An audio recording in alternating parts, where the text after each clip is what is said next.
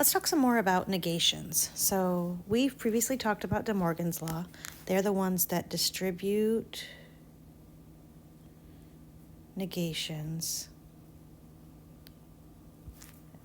Remember, when you negate an and statement, you negate each piece and make it an or.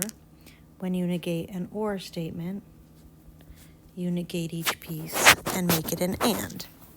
And so we want to use this to think about negations of other kinds of statements, specifically conditional statements. So those are statements that are P implies Q.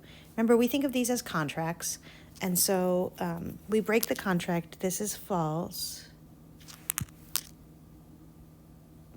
when P is true and Q is false.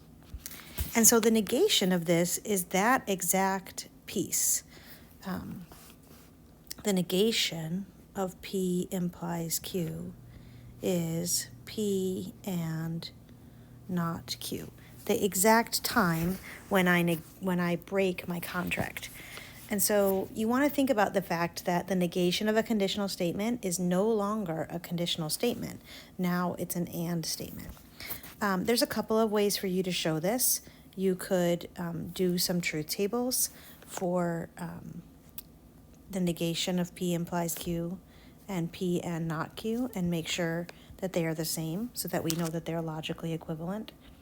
But what we have said is that the negation of an implication is an and statement. So the negation of P implies Q is P and not Q. So let's try to practice this.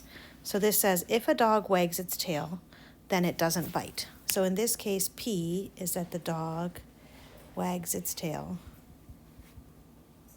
and Q is that the dog doesn't bite. So what we have here is P implies Q. The negation is going to be P and not Q. So the dog wags its tail and it doesn't not bite, or it bites. So think about, if someone told you, if my dog's wagging his tail, then it's not going to bite. If you walk into the house and the dog wags his tail and it bites you, then it's broken the contract to you. So my negation is the dog wags its tail and it bites. So another one says, May walks or takes the bus to school. So this is an or statement. When you negate an or statement, you negate each piece and you make it an and.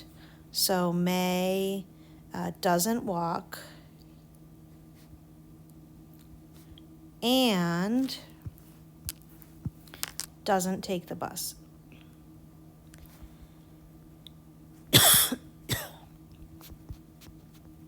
To school.